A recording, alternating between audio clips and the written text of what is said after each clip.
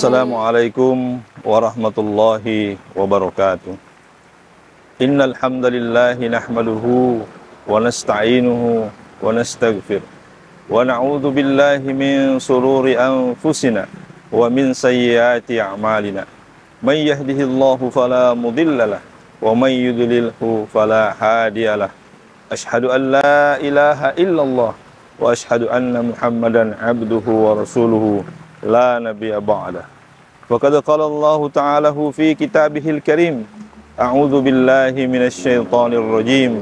Bismillahirrahmanirrahim. Wal 'ashr. Innal insana lafi khusr illa alladhina amanu wa 'amilus solihati wa tawasaw bil haqq wa tawasaw bis sabr. Shadaqallahul azim wa sadaqa rasuluhun nabiyul karim. Wa nahnu ala dhalika minasy syahidin wasyakirin walhamdulillahi rabbil alamin.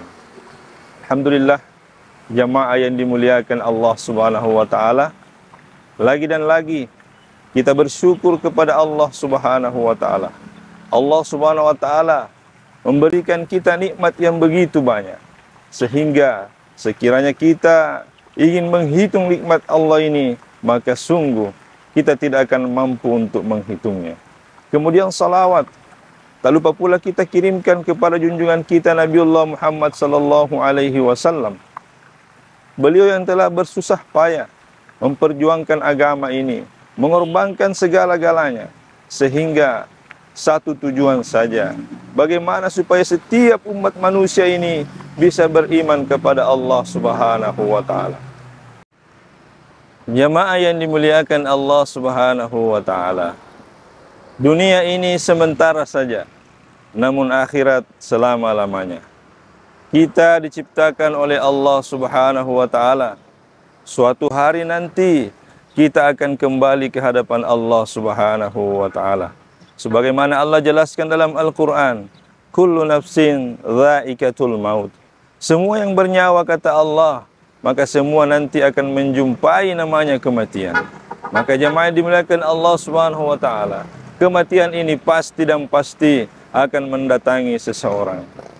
Maka Rasulullah sallallahu alaihi wasallam katakan, umurnya umatku ini berkisar 60-70 tahun. Maka usia 60-70 tahun ini sangatlah singkat jamaah sekalian. Maka saya berpesan kepada jamaah sekalian, mari kita gunakan umur yang singkat ini untuk memperbanyak ibadah kita kepada Allah Subhanahu wa taala. Jamaah yang dimuliakan Allah Subhanahu wa taala, maka Allah Subhanahu wa taala memberikan kita pelajaran dalam Al-Qur'an, sehingga kita tidak akan merugi nanti di akhirat. Allah jelaskan dalam surah Al-Asr, wal asri, demi masa, kata Allah, innal insana lafi khusr, maka semua manusia ini dalam kerugian, illa, kecuali, kata Allah, yang pertama alladzina amanu, orang-orang yang beriman kepada Allah Subhanahu wa taala. Maka jamaah sekalian, mari kita memperbaiki iman kita, sempurnakan iman kita kepada Allah Subhanahu wa taala.